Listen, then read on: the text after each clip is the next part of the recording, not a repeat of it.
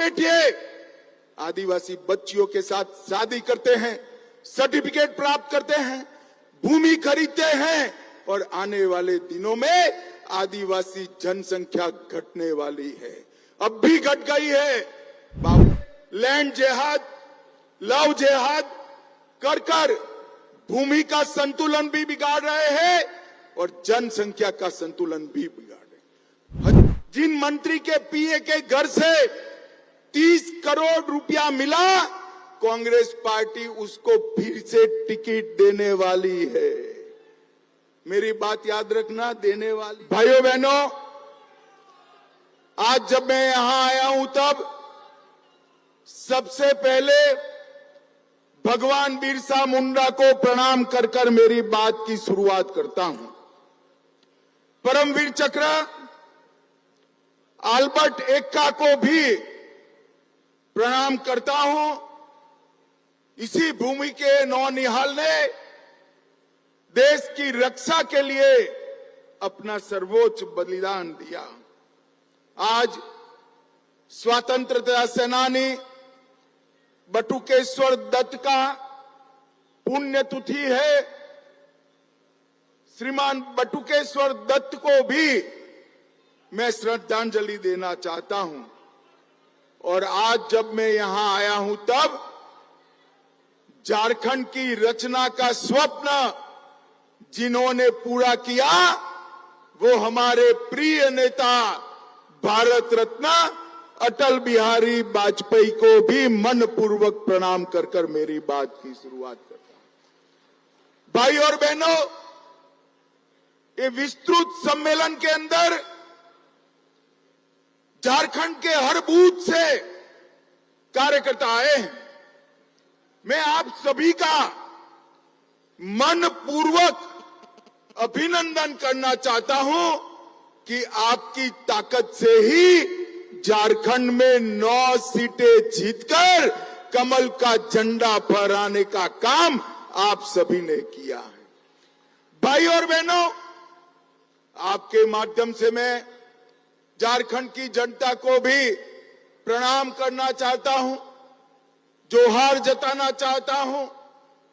2014 हो, 19 हो, 24 हो, मोदी जी के नेतृत्व में आपने हमेशा हमारी झोली कमल से भर दी है। आपके प्यार के लिए आपको लाख लाख बार प्रणाम। इस चुनाव में हम 9 सीटें तो जीते हैं, मगर इसके साथ साथ 52 सीटों पर कमल खिलाने का काम भारतीय जनता पार्टी के पक्ष में झारखंड की सरकार ने किया है। 81 में से 52 सीटें, उस पर भारतीय जनता पार्टी को बढ़त मिली। ये बताता है कि आने वाले दिनों में सरकार किसकी बनने वाली है। भाई जरा जोर से बोलो, किसकी बनने वाली है? और जोर से बोलो, किसकी बनने वाली है? मैं आज बताकर जाता हूं, कांग्रेस वालों, हेमंत सोरेन जी लिख कर रख लो, दीवार पर लिखा हुआ मैं पढ़ पाता हूं। झारखंड में 24 के चुनाव में पूर्ण बहुमत से भारतीय जनता पार्टी की सरकार बनने जा रही है। भाई और बहनों, अभी अभी के लोकसभा चुनाव में न केवल झारखंड, देश भर की जनता ने भारतीय जनता पार्टी का प्रचंड समर्थन किया है। 60 साल के बाद इस देश के लोकतांत्रिक इतिहास में किसी एक नेता को तीसरी बार प्रधानमंत्री चुनने का काम देश की जनता ने किया।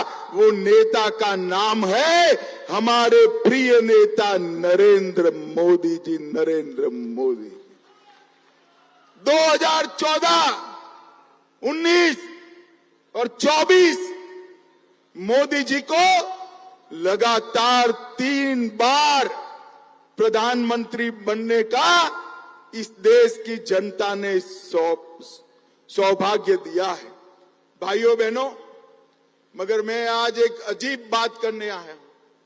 कई बार देखते हैं लोकतंत्र में विजय के बाद अहंकार आता है। विजय के बाद कई लोगों में अहंकार आता है। झारखंड में भी अभी ऐसे लोग बैठे हैं सत्ता पर, विजय के बाद अहंकारी हो जाते, परंतु पराजय के बाद अहंकार आया हो ऐसा मैं पहली बार देख रहा हूं। भाइयों बताओ मुझे जरा, सरकार देश में किसकी बनी? अरे जोर से बोलो, किसकी बनी? चुनाव कौन जीता? और अहंकार कांग्रेस पार्टी को आया है। संसद में आपने देखा होगा राहुल गांधी जी का कार्यकलाप, इतना अहंकार कोई 2/3 बहुमत से जीतने के बाद भी नहीं पालता है। मैं आज इस मंच से कांग्रेस के नेताओं को बताना चाहता हूं, इस चुनाव में एनडीए को पूर्ण बहुमत मिला और अकेली भारतीय जनता पार्टी को 240 सीटें मिली है और पूरे इंडिया अलायंस को मिलकर भी 240 सीटें नहीं मिली है। किस चीज का अहंकार पालते हो आप? किस चीज? कांग्रेस पार्टी को 2014, 2019 और 2024 ये तीनों में जितनी सीटें मिली, इससे ज्यादा सीट भारतीय जनता पार्टी को अकेले 2024 में मिली है। मित्रों, 24 में मिली है। हम लगातार तीसरी बार जीते हैं और ये ऐसे नेता है जो हार को मानने के लिए भी तैयार नहीं है। मैं उनको पूछना चाहता हूं, भाई आप किस चीज का अहंकार पाले हो? इस देश में 12 लाख करोड़ के घपले घोटाले करने का अहंकार है। इस देश में परिवारवाद चलाने का अहंकार है। इस देश की सुरक्षा के साथ खिलवाड़ करने का अहंकार है। इस देश में तुष्टीकरण कर अन्याय करने का अहंकार है। आपको किस बात का अहंकार है? भाइयों बहनों, उनको जो करना है वो करें, मगर मैं मेरे देव दुर्लभ कार्यकर्ताओं को बताने आया हूं, भारतीय जनता पार्टी देश भर में कोई भी चुनाव अगर जीतती है तो चुनाव जीतने का आधार मंच पर बैठे हुए भाजपा नेता नहीं, मेरे बूथ के कार्यकर्ता होता है। बूथ का कार्यकर्ता हो, भारतीय जनता पार्टी का बूथ का कार्यकर्ता एक एक पल सजग रहकर न केवल चुनाव 24 घंटा 365 दिन पार्टी के विचार, पार्टी की विचारधारा और सरकार ने किए हुए अच्छे काम लेकर जाता है। और भाइयों बहनों, मैं आपको भरोसा करने आया हूं, भरोसा देने आया हूं। हमारी मोदी सरकार हो, चाहे बाबूलाल जी की सरकार हो, रघुवर दास की सरकार हो या अर्जुन मुंडा की सरकार हो, भाजपा सरकार ने कुछ ऐसा नहीं किया जिससे आपको सर झुकाना पड़े। भारतीय जनता पार्टी की सरकारों ने हमेशा आप सीना तान कर सर ऊंचा रखकर झारखंड की जनता के बीच में जा पाओ, इस प्रकार से शासन किया है। मैं आज आपको बताने आया हूं, नरेंद्र मोदी जी के नेतृत्व में देश के 60 करोड़ गरीबों को हर व्यक्ति प्रतिमाह 5 किलो अनाज मुफ्त देने का काम किसी ने नहीं किया, नरेंद्र मोदी ने किया। 13 करोड़ गरीबों के घर में गैस का सिलेंडर किसी ने नहीं दिया, नरेंद्र मोदी ने दिया। 14 करोड़ शौचालय किसी ने नहीं बनाए, नरेंद्र मोदी जी ने बनाए। हर घर में बिजली, 3 करोड़ आवास और 5 लाख तक का मुफ्त इलाज किसी ने नहीं दिया, नरेंद्र मोदी ने दिया। और मित्रों, आज मैं कहता हूं, झारखंड में आया हूं। झारखंड ये हमेशा से नक्सलवाद से पीड़ित राज्य था, मगर नरेंद्र मोदी जी ने बिहार और झारखंड से 10 साल में नक्सलवाद को समाप्त कर झारखंड को नक्सलवाद से मुक्त राज्य बनाने का काम अगर किसी ने किया तो हमारे नेता नरेंद्र मोदी जी ने किया।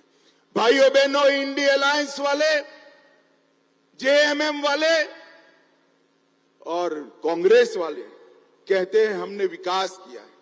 मैं आज इनको कहता हूं, हेमंत सोरेन जी, 10 साल कांग्रेस ने केंद्र में शासन किया, 10 साल भाजपा ने किया, हिसाब लेकर आ जाइए।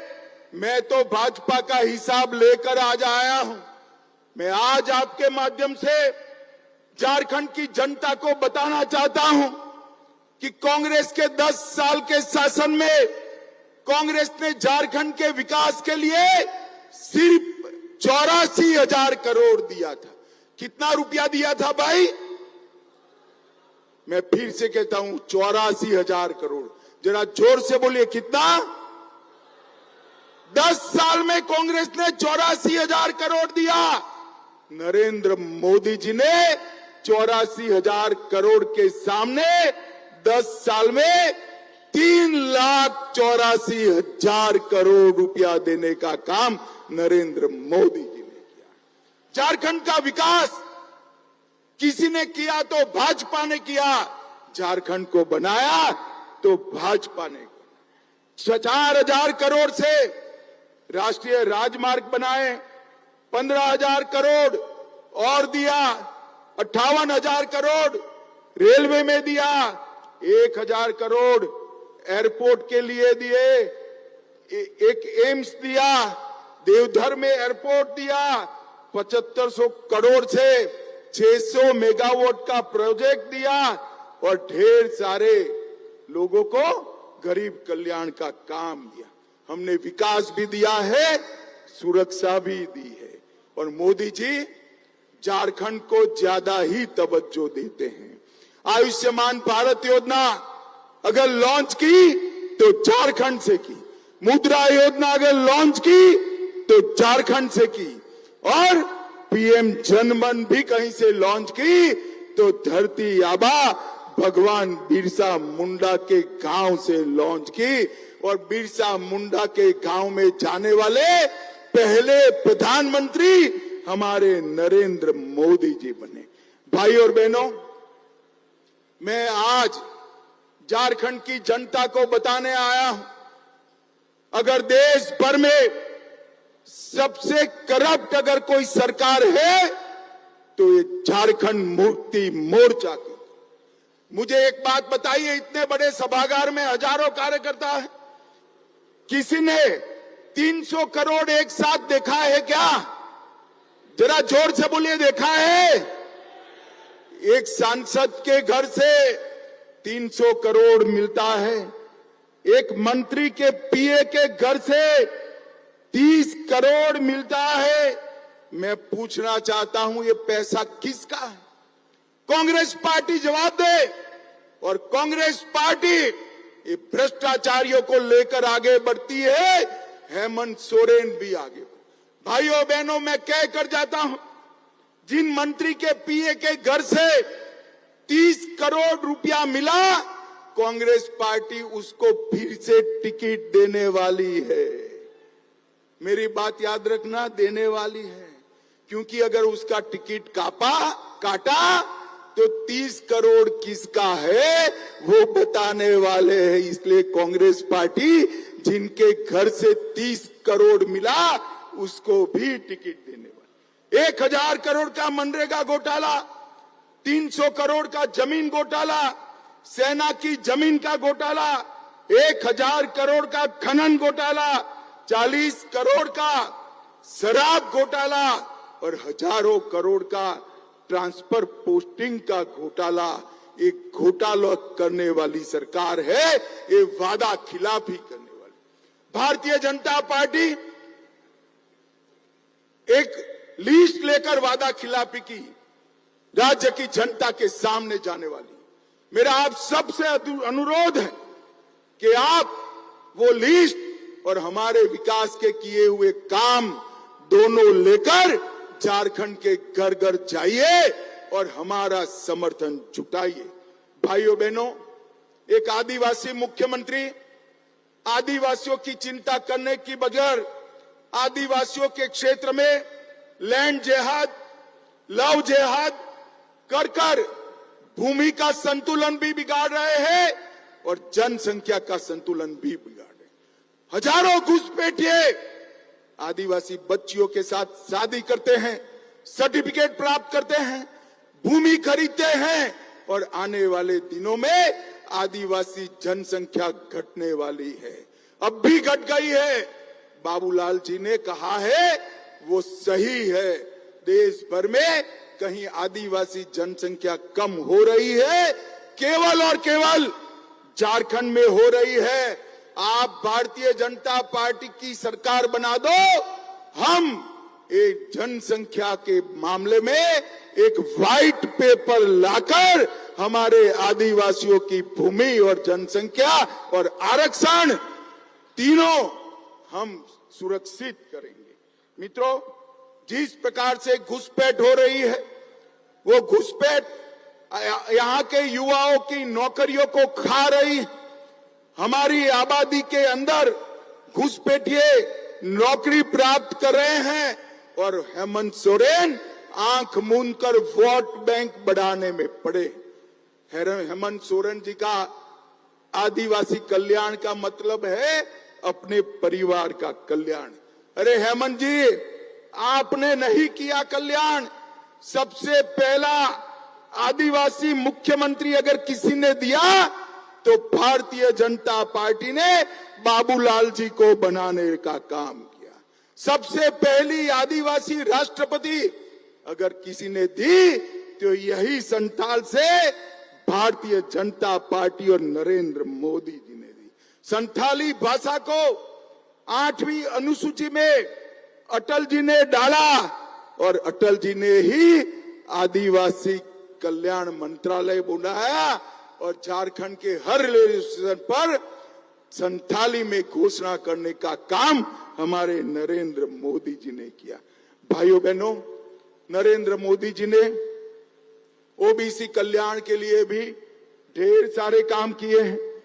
नरेंद्र मोदी जी ने ओबीसी को देश के राष्ट्रीय कक्षा के सभी परीक्षाओं में 27% आरक्षण दिया, पिछड़ा वर्ग आयोग बनाया और पिछड़ों के अधिकार सुरक्षित किए। और सबसे ज्यादा पिछड़े अगर किसी एक प्रधानमंत्री के मंत्रिमंडल में है तो नरेंद्र मोदी जी के मंत्रिमंडल में 27% पिछड़ा रहता है। मोदी जी ने पिछड़ों का कल्याण, दलितों का कल्याण, आदिवासियों का कल्याण, इस मोर्चे पर जो काम किया है वो देश में किसी ने नहीं किया है। और मोदी जी ने सबसे बड़ा काम किया है, देश को सुरक्षित करने का काम किया है।